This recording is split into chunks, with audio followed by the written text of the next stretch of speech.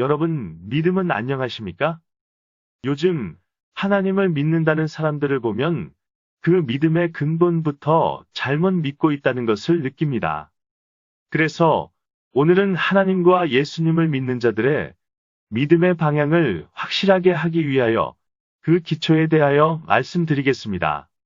끝부분에서 아주 중요한 비밀의 말씀이 나오니 끝까지 들어주셔야 합니다.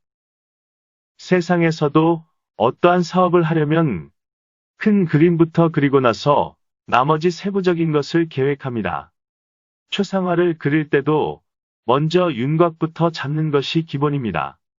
이와 같이 믿음도 성경의 큰 틀부터 알고 난 다음 세부적인 계획을 세워야 합니다.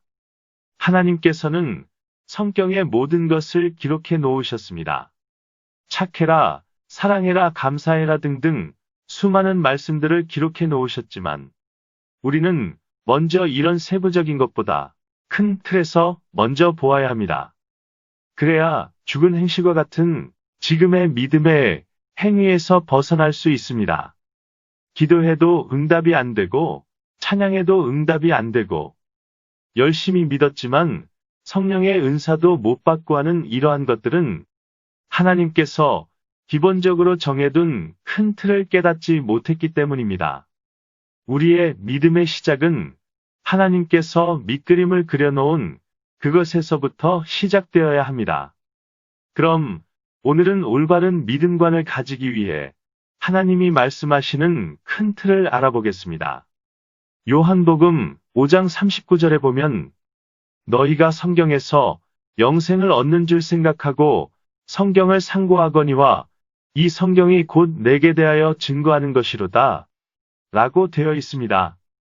이 말씀은 무엇이냐면 성경은 하나님과 예수님에 대하여 기록되어 있다라는 것입니다. 하나님과 예수님을 모르면 구원은커녕 일원도 못 받게 되어 있습니다. 이제 성경에 어떻게 하나님과 예수님에 대하여 기록되어 있는지 큰 틀로 보겠습니다. 구약 첫 장에 보면 이렇게 되어 있습니다. 창세기 1장 1절에 태초에 하나님이 천지를 창조하시니라.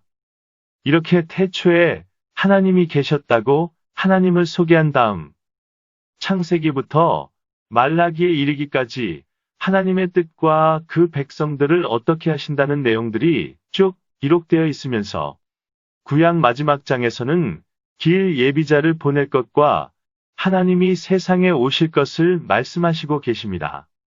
그 구절을 보면 말라기 3장 1절에 기록하시기를 만군의 여호와가 이르노라. 보라, 내가 내 사자를 보내리니 그가 내 앞에서 길을 예비할 것이요.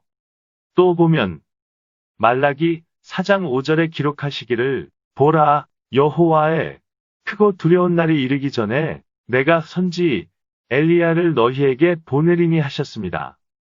즉, 하나님이 먼저 하나님의 사자 선지 엘리야를 보낸 후 그 뒤에 오신다는 내용입니다. 이것이 구약의 대략입니다. 다시 정리를 하자면 구약 첫 장에 하나님 당신의 소개와 마지막 장에 다시 오실 것을 말씀하십니다. 그리고 신약에서는 첫 장에 임마누엘 하신 하나님 예수님을 소개합니다. 즉, 구약 때 하나님께서 오신다는 말씀을 이루시는 장면입니다. 그 구절을 보면 마태복음 1장 23절에 보라, 처녀가 잉태하여 아들을 낳을 것이요. 그 이름은 임마누엘이라 하리라 하셨으니 이를 번역한즉 하나님이 우리와 함께 계시다 함이라. 또 신약에서 다른 구절을 보면 요한복음 1장 1절에 태초에 말씀이 계시니라. 이 말씀이 하나님과 함께 계셨으니 이 말씀은 곧 하나님이시니라. 요한복음 1장 14절에 말씀이 육신이 되어 우리 가운데 거하심에 이렇게 기록이 되어 있습니다. 이것을 정리하자면 구약에서 하나님 당신을 소개하신 후 인간 세상에 오시겠다라고 말씀하시고 신약에서 임마누엘 하신 것입니다. 요한복음의 하나님은 말씀이라고 하셨는데 요한복음 1장 14절에 말씀이 육신이 되어 우리 가운데 거하신다는 것은 즉 하나님께서 사람 안에 임하셔서 오셨다는 것입니다. 이렇게 구약에서 오신다는 말씀을 이루셨습니다. 그러나 많은 사람들은 말씀이 육신이 되어 오신 분을 십자가에 못 박았습니다. 과연 이것이 믿음의 행위입니까? 모르면 이와 같이 사단이의 짓을 할 수밖에 없습니다. 그래서 성경의 큰 틀을 보아야 한다는 것입니다. 그리고 계속해서 말씀드리면 신약을 통해 우리가 어떻게 행하여야 한다 라는 교훈과 많은 예언들을 설파하시고 그 제자들을 통하여 우리가 무엇을 해야 하는지를 보여주시고 신약 마지막 장에서는 다시 오신다고 말씀하셨습니다. 그 말씀을 보면 계시록 22장 12절부터 13절까지 보면 보라, 내가 속히 오리니 내가 줄 상이 내게 있어 각 사람에게 그의 일한 대로 갚아주리라. 나는 알파와 오메가여 처음과 나중이여 시작과 끝이라. 이렇게 기록이 되어 있습니다. 이렇게 다시 오실 것을 말씀하시니 사도 요한은 다음과 같이 대답합니다. 계시록 22장 20절에 내가 진실로 속히 오리라 하시거늘 아멘 주 예수여 오시옵소서 라고 기록이 되어 있습니다. 이것이 신약의 대략입니다. 다시 신약에 대하여 간략하게 정리하자면 구약에서 오신다고 기록하신 말씀을 신약에서 임마누엘 하시면서 이루심을 나타내시고 신약 마지막 장에 다시 오신다고 약속하십니다. 저는 여기에서 말씀드리고 싶은 것은 구약 때 하나님의 소개, 그리고 오신다는 것, 신약 때 사람에게 임하셔서 일을 하시고 본체로 가셨다가 다시 오신다는 것, 이것을 먼저 모든 믿는 사람들이 알아야 된다라는 것입니다. 다시 오실 예수님을 어떻게 영접해야 하는지, 언제 오시는지, 어떻게 오시는지, 어느 곳으로 오시는지를 알아야 된다는 것입니다. 그가 오시던 말던 나는 하나님과 예수님을 믿으니까 내 평안과 안위에 대하여 기도하면 들어주시겠지라는 생각은 버리셔야 합니다. 그런 생각은 믿음의 기초부터 잘못된 것입니다.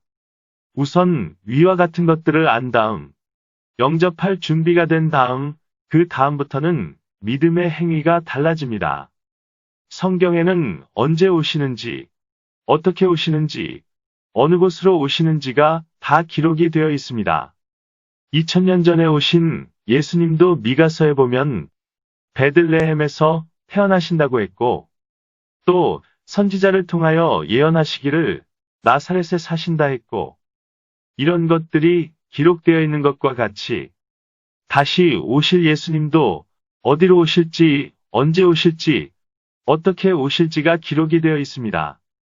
이런 것들을 알지 못하면 우리들 앞에 예수님께서 나타나셔도 예수님인지 옆집 사람인지도 구분을 못하게 되어 있습니다. 자기 앞에 나타난 예수님도 알지 못하면서 어떻게 하나님께 기도를 드립니까? 이는 양심도 없는 사람이겠죠. 이 영상의 구독과 좋아요를 눌러주시면 다음에 더 많은 좋은 자료를 얻으실 수 있을 것입니다. 감사합니다.